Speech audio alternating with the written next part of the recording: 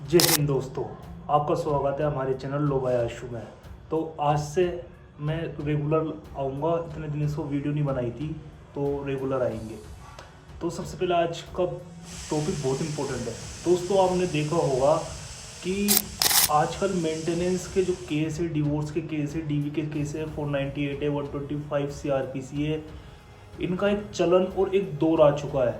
हर कोई उठा के ये केस कर देता है, जैसे वो लायक है या नहीं है। यानी मैं ज़्यादातर ऐसे केस है मेंटेनेंस के। तो दोस्तों मेंटेनेंस एक इनकम का जरिया बन गया है। मेंटेनेंस लोगों की इनकम का जरिया बन गया है। और आज एक टर्म के बारे में बताऊंगा आपको, आप सुनकर हैरान हो जाओगे, रेट्रोस्पेक्टिव मेंटेनेंस। ये क्या होता है दोस्तों? जिनका फैमिली कोर्ट में जिनके ऊपर केस चल रहा है, ट्रायल कोर्ट में जिन पे केस चल रहा है, वो ये सब जानते होंगे। जो हस्बैंड साइड है वो ये जानते होगी कि ये कितना बुरी टर्म है उनके लिए, हस्बैंड साइड के लिए। क्योंकि ये रेट्रोस्पेक्टिव मेंटेनेंस ऐसा मेंटेनेंस है बिल्कुल एक तरह के लिए कि टेंशन भरा।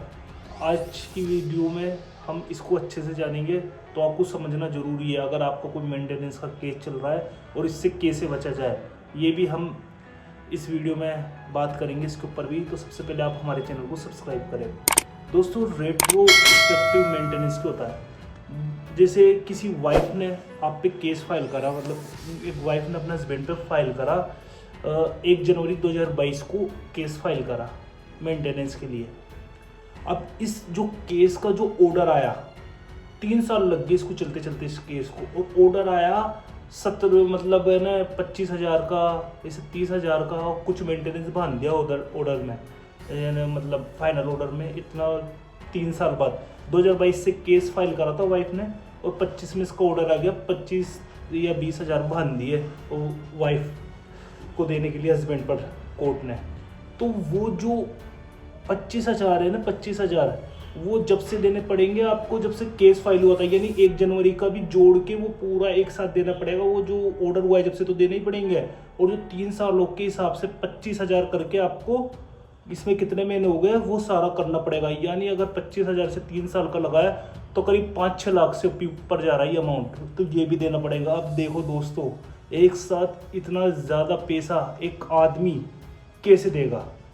जो रेट्रोस्पेक्टिव मेंटेनेंस है ये कोई नॉर्मल लॉ नहीं है, ये एक एक्सेप्शन की तरह ट्रीट होता है कोर्ट में।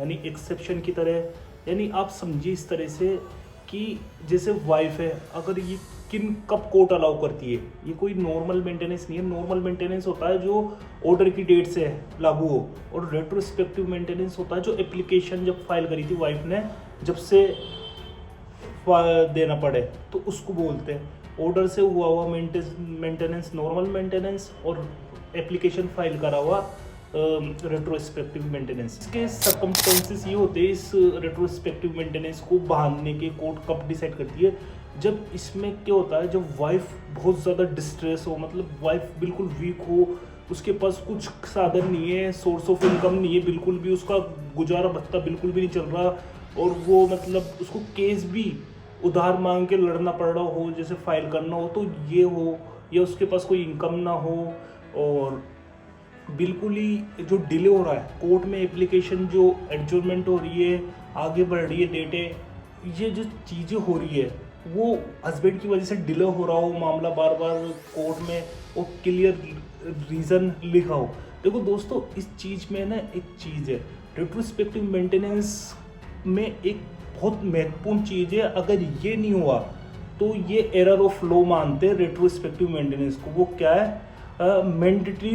मैंडेटरी रिकॉर्डिंग ऑफ रीज़न, यानी जो कोर्ट को क्लियर रीज़न, लॉजिकल रीज़न देना पड़ता है, लिखना पड़ता है कि क्यों रेट्रोस्पेक्टिव मेंटेनेंस बांधा जा रहा है हस्बैंड पे। क्योंकि ये इतना बड़ा अमाउंट होता है, एक साथ बर्डन हो जाता है। जैसे मैंने आपको बताया कि 3 साल का बर्डन हो गया 5-6 लाख रुपए। अब एक साथ इंसान कहाँ से देगा 5-6 लाख रुपए? तो यही बात है। तो इसमें क्लियर रीज़न देना पड़ता है, कोर्ट को रिकॉर्ड करना पड़ता है ऑर्डर शीट पे, मतलब ये अच्छे से। और ये अगर बिना रीज़न लिखे, जैसे ऐसे ही लिख दिया बिना कुछ लॉजिकल रीज़न दिए कोर्ट के द्वारा, तो इसको एरर ऑफ लॉ मानते। और ऑनरेबल हाई कोर्ट की कई रूलिंग्स में इसके बारे में जिक्र करा है, और कई कंडीशन बताइए कब रेट्रोस्पेक्टिव मेंटेनेंस अलाउ होता है और कब नहीं। एंड लास्ट पॉइंट, अब हम जानते हैं कि हम रेट्रोस्पेक्टिव मेंटेनेंस को कौन से ग्राउंड से डिनाइड कर सकते हैं। देखो इसके लिए सम कंडीशन दी गई है कोर्ट के द्वारा ही, जो ऑनरेबल हाई कोर्ट है, अलग अलग ऑनरेबल हाई कोर्ट ने इसके खिलाफ रूलिंग दी है और कंडीशन बताइए कि क्या क्या करना चाहिए। देखो रेट्रोस्पेक्टिव मेंटेनेंस में लॉजिकल रीजन जो सबसे मेन पॉइंट है, मैंडेटरी रिकॉर्ड होना चाहिए। लॉजिकल रीजन कोर्ट को बताना चाहिए क्यों बांध रही है। अगर ऐसे ही बिना कोई लॉजिकल रीजन लिखे दे दिया तो ये एरर ऑफ लॉ है।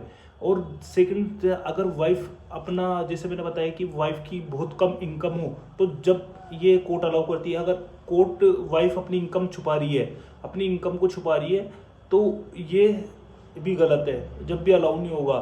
और बिल्कुल क्लियर देना पड़ता है वाइफ को।